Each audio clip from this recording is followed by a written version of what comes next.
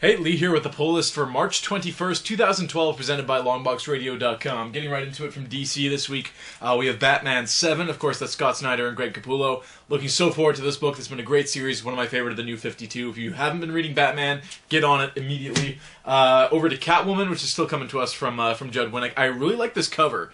It's very eye-catching and just colorful and all over the place. There's a few covers this week I'll mention as we go that are like that.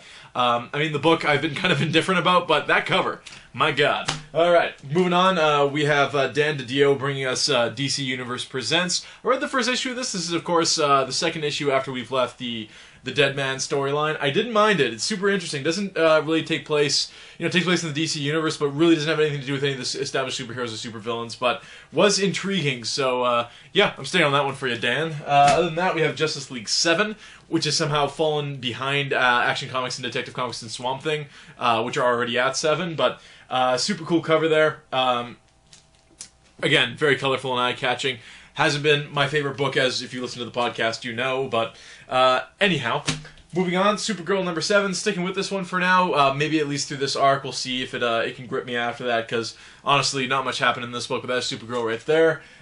Wonder Woman, but coming to us from Brian Azzarello, who I really like. All the covers for the Wonder Woman books have been really, really cool, this one included, so super awesome. Looking forward to that. Moving over to Image, we have Darkness 101. Of course, if you read Darkness 100, they really are restarting the character as with the whole Top Cow universe. So this continues that. We have Jackie Estacado, shirtless on the front there, doing what he does. So that should be a pretty good book. Going over from Nick Spencer, we have Infinite Vacation number 4. You gotta cherish each one of these you get because they're few and far in between. But this is 4 of 5. So that's from Nick Spencer and Kristen Ward.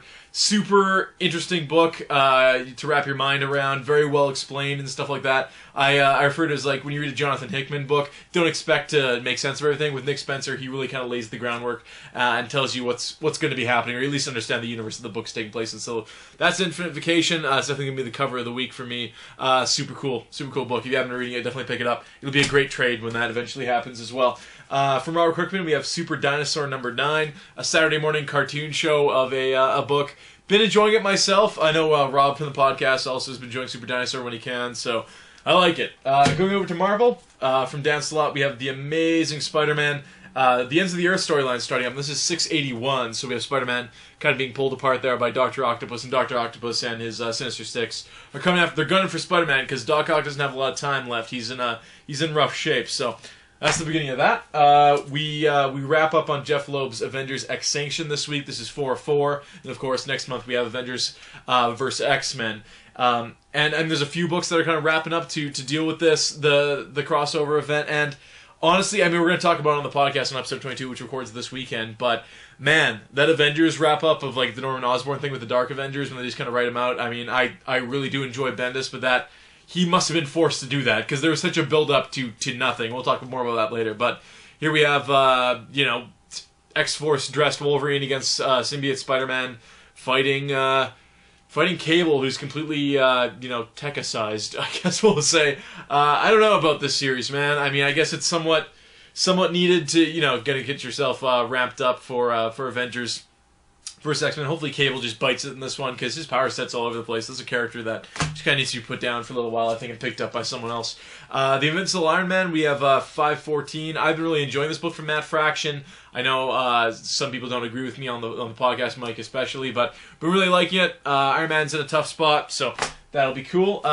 It's already happened. Kick-Ass is done. This is issue 7 of 7 from Mark Millar and, of course, John Romita Jr. Just been a violent hell of a book. Issue 6 I kind of didn't like as much as the lead-up to it, because it was kind of like, when's it finally going to be, Kick-Ass and Hit Girl's turn to kind of, dish out some violence as well, and then that happened, and it's kind of like, oh, okay, falling action. So we have the good guys and the bad guys kind of going head-to-head there, and I mean, lucky us, we get a double dose of Mark Millar this week with the start of Super Crooks, which is coming to us from the Superior team of Mark Millar and Lionel Yu. I mean, say what you want about Mark Millar, the dude's name on a book usually means it's going to be freaking awesome. So I'm assuming this will be look at that. Look at that art. It's amazing. Lionel Yu's amazing. So that's probably going to be a pretty cool book. We'll go over to Thunderbolts, which is another eye-catching comic book cover. This is like the day of just vibrant, neon-colored comic book covers. But Thunderbolts, of course, we have 171. So that would be pretty cool. Moving on, we have Uncanny X-Men number 9, which I finally caught up on. It was billed as the last team up before they finally go against each other. So we have Magneto and you have Captain America and the like on the front there, joining forces to beat up some aliens. So why not? And finally, the last eye-catching cover of the week, we have Wolverine 303. Just a lot of vibrant colors all over that thing. That's a pretty cool cover there. But Wolverine's been a good book as well. We still have Jason Aaron on the book, which is awesome. So there you have it. Recording LBR 22 this weekend, as I said, so look for that either Sunday night or Monday morning. Other than that, that's the pull list for this week. Signing out.